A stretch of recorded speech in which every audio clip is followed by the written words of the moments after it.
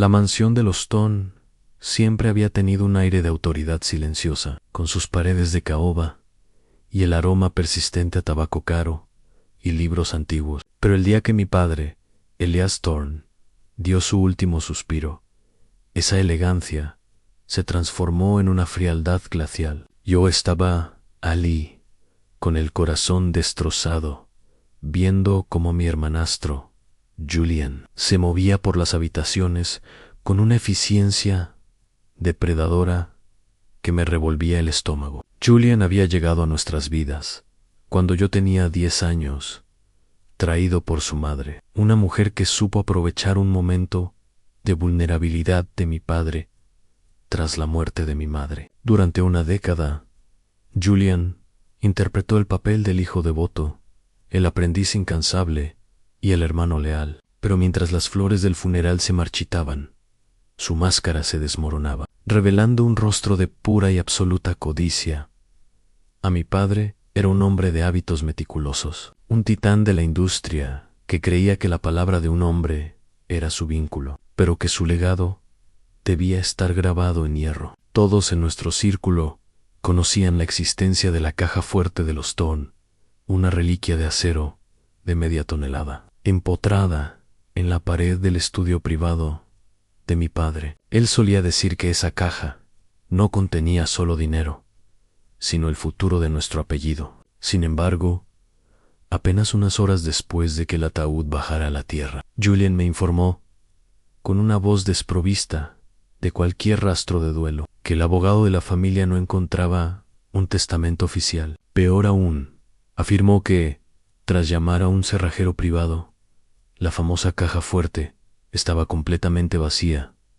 No podía creerlo. Vi a Julian de pie en el despacho, con las manos en los bolsillos de su traje de diseñador, mirando el hueco abierto en la pared, como si fuera un estante inútil. Me dijo que nuestro padre probablemente se había gastado la fortuna en sus últimos meses de enfermedad, o que, en su demencia senil, había escondido el dinero en cuentas que ahora eran inaccesibles. Fue una manipulación magistral. Me hizo sentir pequeño, como si mi dolor me impidiera ver la triste realidad que él ya había aceptado. Bajo las leyes de sucesión, sin un testamento que me nombrara heredero universal, Julian y su madre tenían derecho a una parte masiva de los activos líquidos, y él ya había comenzado a tomar el control operativo de las empresas.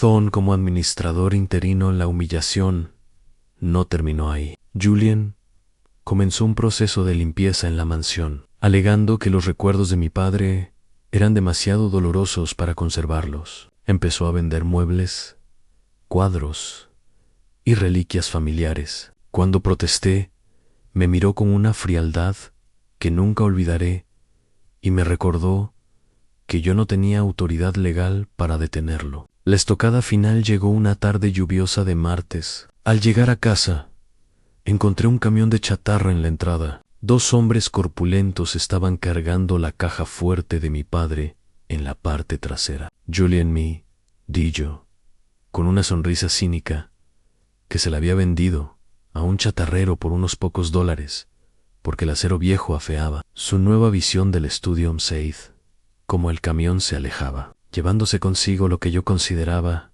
el último vínculo con el orden y la justicia de mi padre. Julian pensó que me había derrotado, que al deshacerse de ese bloque de acero estaba borrando cualquier rastro de la voluntad de Elias Thorne. Me quedé bajo la lluvia, viendo desaparecer las luces traseras del camión, sintiendo una chispa de sospecha que empezó a arder en mi pecho. Conocía a Julian. Sabía que no hacía nada por impulso. Si tenía tanta prisa por deshacerse de esa caja fuerte, no era porque fuera vieja, sino porque era peligrosa para él. Pasé los siguientes 3 días en un estado de vigilia constante, mientras Julian celebraba reuniones en el comedor con inversores y gastaba miles de dólares en coches nuevos. Yo me dediqué a rastrear el camión de chatarra. Julian había cometido un error. Pensó que yo era tan débil como él quería que fuera, pero yo era el hijo de Elias Thorne, y mi padre me había enseñado a leer entre líneas y a nunca confiar en un hombre que tiene demasiada prisa por cerrar una puerta. Finalmente, encontré el lugar en un cementerio de metal en las afueras de la ciudad, un sitio lúgubre llamado Desguace Ortega, el dueño del desguace. Un hombre de pocas palabras y manos manchadas de grasa recordó la caja de inmediato. Me dijo que un tipo elegante le había pagado el doble del valor del metal, solo para que la fundiera de inmediato, sin hacer preguntas. El corazón me dio un vuelco. La urgencia de Julian confirmaba mis peores miedos, pero también mis mayores esperanzas. Por suerte, la prensa hidráulica del desguace se había averiado esa mañana, y la caja fuerte todavía estaba allí, cubierta por una lona vieja en el rincón. Más alejado del depósito, le pagué al hombre con mis últimos ahorros personales para que me dejara examinarla a solas durante 1 hora. Allí, rodeado de restos de coches y maquinaria oxidada, me enfrenté al gigante de acero. Pasé mis dedos por las molduras, por las bisagras pesadas, buscando algo que el cerrajero de Julian hubiera pasado por alto. Recordé una tarde de mi infancia, viendo a mi padre guardar unos documentos. Él no miraba el centro de la caja. Sus dedos siempre rozaban la base. Cerca de la esquina derecha, empecé a golpear el metal con una llave inglesa, escuchando los cambios en el eco. En la mayor parte de la caja, el sonido era sólido, denso, pero en el fondo, justo debajo de la alfombrilla de terciopelo podrido, que el cerrajero no se molestó en quitar. El sonido era diferente. Era hueco con un destornillador y una palanca. Empecé a forzar la base. Sudaba a pesar del frío del desguace y mis manos sangraban por el esfuerzo. De repente, con un chasquido metálico, una placa de acero se desprendió. No era un fondo falso ordinario. Era un compartimento oculto, diseñado con una precisión milimétrica. Dentro, envuelto en seda negra, para protegerlo de la humedad, había un sobre sellado con cera roja, el sello personal de mi padre. Al abrirlo, mis ojos se llenaron de lágrimas, de rabia y alivio. Era el testamento auténtico, fechado apenas 1 semana antes de su muerte, junto con un diario que detallaba cómo Julian había estado desviando fondos ilegalmente durante años. El documento era claro. Yo era el único heredero de la fortuna de los Thorne, y Julian quedaba explícitamente desheredado por actos de traición y fraude documentado. Mi padre lo sabía todo, simplemente estaba esperando el momento adecuado para actuar. Pero la muerte se le adelantó. Guardé el sobre bajo mi chaqueta, sintiendo su peso como una armadura. Sabía que tenía que actuar con cautela. Julian ya se sentía el rey del imperio, y si descubría que yo tenía este papel, no dudaría en hacerme desaparecer a mí también. El chirrido de la grava bajo los neumáticos del Porsche de Julian sonó como una sentencia de muerte en el silencio del desguace. Me quedé inmóvil, con el sobre de seda negra apretado contra mi pecho, sintiendo el latido de mi propio corazón en las puntas de los dedos. A través de las rendijas de la puerta de metal oxidado del almacén, vi a mi hermanastro bajar del vehículo. No venía solo. Lo acompañaban 2 hombres corpulentos, el tipo de seguridad privada que se contrata no para proteger, sino para silenciar. Julian no traía su habitual sonrisa de suficiencia. Su rostro era una máscara de furia contenida y pánico. Se había dado cuenta demasiado tarde de que un fondo falso era el truco más viejo del mundo, y que él, en su arrogancia, lo había pasado por alto. Ortega, gritó Julian, su voz resonando en el cementerio de metal. Te pagué para que esa basura estuviera fundida hace 2 días. ¿Dónde está el tipo que firmó ese recibo? Me deslicé hacia la parte trasera de la caja fuerte, usando la enorme mole de acero como escudo. Sabía que si me encontraban allí con los documentos, no habría explicaciones ni juicios. Julian se encargaría de que yo fuera solo otra pieza de chatarra olvidada. El dueño del lugar, el señor Ortega, salió de su oficina limpiándose las manos con un trapo sucio, tratando de ganar tiempo, pero los hombres de Julian empezaron a registrar el almacén con una eficiencia aterradora. Con manos temblorosas, abrí el sobre apenas unos centímetros para confirmar lo que tenía. Lo que encontré dentro no era solo un testamento, era una hoja de ruta hacia la justicia. Había una carta manuscrita de mi padre, fechada apenas una semana antes de su muerte, donde explicaba que sospechaba que Julian estaba desviando fondos de la empresa hacia cuentas en paraísos fiscales. Pero lo más importante era el testamento original, sellado y notariado, que revocaba cualquier derecho de Julian sobre la propiedad de la mansión y la dirección de la empresa. Debido a actos probados de deslealtad financiera, mi padre me lo había dejado todo, pero lo había escondido allí, porque sabía que Julian intentaría destruir cualquier papel que se interpusiera en su camino. Escuché los pasos acercarse. Estaban a menos de 3 metros de mi posición. El olor a aceite quemado y metal viejo se volvió sofocante. Julian caminaba por el almacén, golpeando las láminas de zinc con su bastón de mando, disfrutando del sonido del miedo que creía estar provocando. «Sé que estás aquí, hermanito», dijo Julian, con una suavidad que me revolvió el estómago. «Siempre fuiste tan predecible. Papá siempre decía que tenías demasiado corazón y poca cabeza. Devuélveme lo que encontraste y quizás te deje una pequeña pensión para que no mueras de hambre en la calle». En ese momento vi una oportunidad. A pocos metros de mí, una vieja grúa de cadena colgaba del techo, sosteniendo el motor de un camión pesado. Con un movimiento desesperado, tiré del pestillo de liberación. El estruendo del motor chocando contra el suelo de concreto fue ensordecedor, levantando una nube de polvo y esquirlas de metal que cegó momentáneamente a los hombres de Julian. No perdí un segundo. Corrí hacia la parte trasera del desguace, saltando sobre pilas de radiadores y neumáticos viejos, con él sobreoculto bajo mi chaqueta, como si fuera mi propia vida.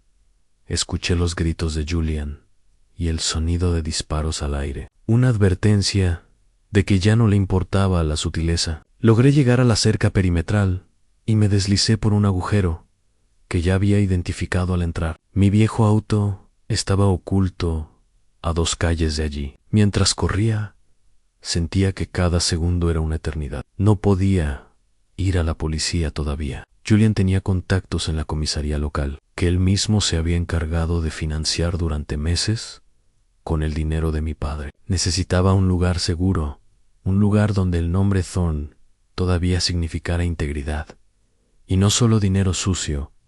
Conduje sin rumbo durante 1 hora, revisando constantemente el espejo retrovisor. Finalmente, me detuve en una pequeña cafetería de carretera, un lugar donde nadie me conocía. Allí, bajo la luz mortecina de un neón, revisé el resto del sobre. Además del testamento, había una llave pequeña de una caja de seguridad bancaria y una lista de nombres. Eran los nombres de los empleados que Julian había despedido injustamente para colocar a sus propios cómplices. Mi padre lo había previsto todo. Me estaba dando no solo los medios para recuperar mi herencia, sino el ejército para hacerlo.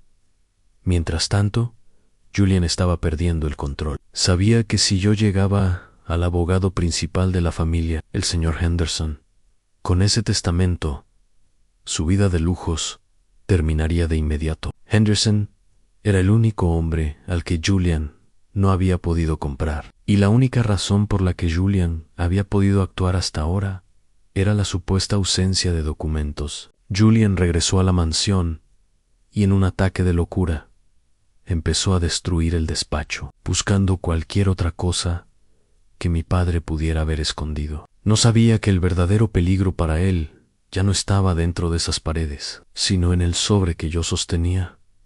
Decidí que el contraataque empezaría esa misma noche. Llamé a Henderson desde un teléfono público. Su voz sonó cansada, pero cuando mencioné el fondo falso de la caja fuerte, hubo un silencio prolongado que me devolvió la esperanza. Hijo, si tienes ese documento, tienes que venir a mi oficina ahora mismo, dijo Henderson con urgencia. Julian ha estado presionando para vender la empresa a un grupo inversor extranjero. Mañana, por la mañana, si firman esos papeles, recuperar el patrimonio será casi imposible, aunque tengamos el testamento. El dinero se perderá en una red de cuentas internacionales en cuestión de segundos. Mi sangre se congeló. Julian no solo quería el dinero, quería quemar el imperio de mi padre antes de que yo pudiera reclamarlo. Si vendía la empresa, los activos se fragmentarían y mi herencia se convertiría en un laberinto legal de años. Tenía menos de 12 horas para llegar a la ciudad, autenticar el testamento y detener la venta del siglo. El frío del cañón de la pistola del oficial falso contra mi sien no era nada comparado con el hielo que sentía en el alma, pero Julian había cometido un error crítico. Subestimó cuánto me parecía a mi padre. No solo heredé su empresa, heredé su capacidad para prever el peligro. Antes de que el oficial pudiera obligarme a bajar del auto, pisé el acelerador a fondo. El estruendo del motor y el humo de los neumáticos los tomaron por sorpresa. Esquivé el coche negro que bloqueaba mi retirada por apenas unos milímetros, escuchando los disparos impactar contra la carrocería trasera de mi viejo sedán, mientras me perdía en los caminos secundarios que solo alguien que creció en esta zona conocería. No fui directamente a la oficina de Henderson. Sabía que Julian la tendría vigilada como un halcón. En su lugar, me dirigí a un lugar que mi hermanastro siempre despreció: el club de jubilados de la antigua fábrica de mi padre. Allí encontré a 3 de los ex jefes de seguridad que Julian había despedido sin miramientos. Eran hombres leales a la memoria de Elias Thorne, que no dudaron un segundo en escoltarme. Con una pequeña flota de camionetas viejas, pero blindada, formamos un convoy improvisado hacia el centro financiero de la ciudad.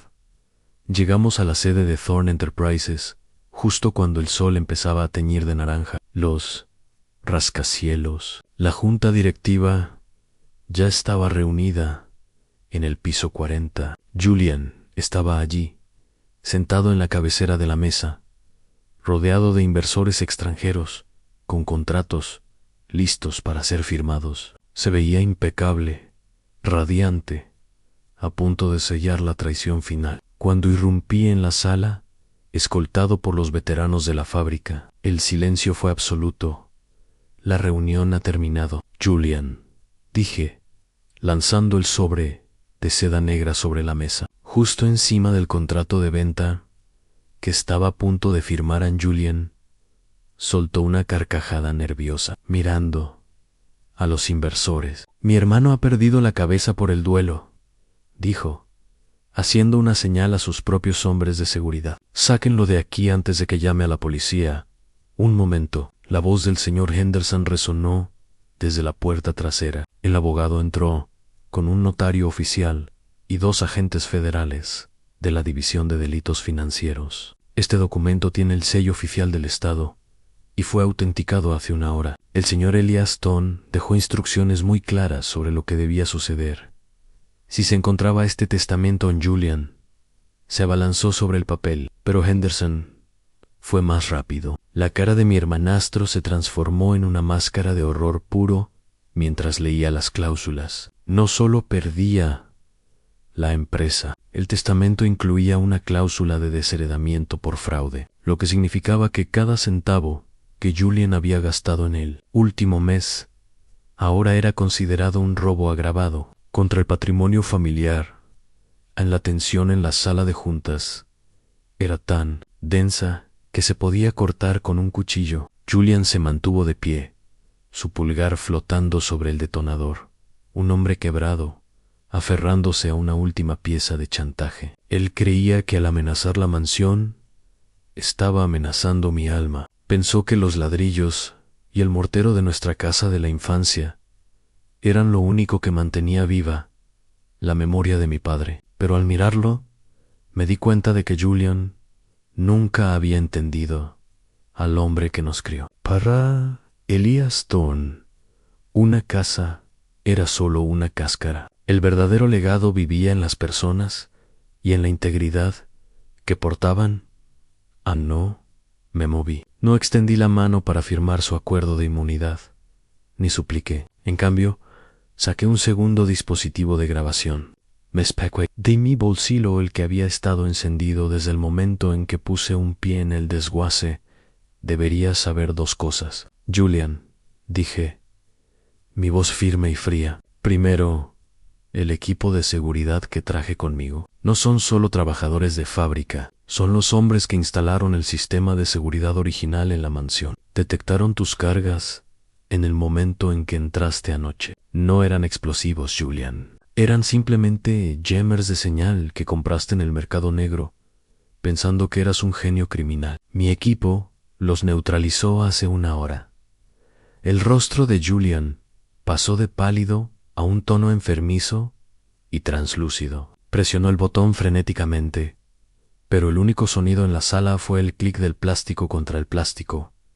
Y segundo, continué, señalando a los agentes federales que estaban detrás de Henderson. Esta sala está grabada. Acabas de confesar intento de incendio, terrorismo doméstico y robo con fraude. Todo grabado en cámara y frente a testigos federales. No hey, Escape, el pulgar, que había estado amenazando con destruir nuestra historia, comenzó a temblar incontrolablemente. El detonador cayó al suelo con un ruido sordo, rodando inofensivamente hacia los pies de Henderson. Los agentes federales avanzaron, y por primera vez en 10 años, Julian se vio obligado a enfrentar una realidad que no podía manipular, mientras las esposas se cerraban alrededor de sus muñecas. El pesado peso que se había posado en mi pecho desde el funeral de mi padre finalmente se disipó. Un mes después, estaba de pie en el estudio de la mansión. La caja fuerte había sido reinstalada, el fondo falso retirado, su secreto finalmente revelado. Julian estaba esperando juicio por una letanía de crímenes financieros y fraude. Sus costosos abogados lo abandonaron cuando sus activos congelados fueron devueltos a la herencia. Pasé esa tarde recontratando a cada persona que Julian había despedido, restaurando el pulso de la empresa de mi padre.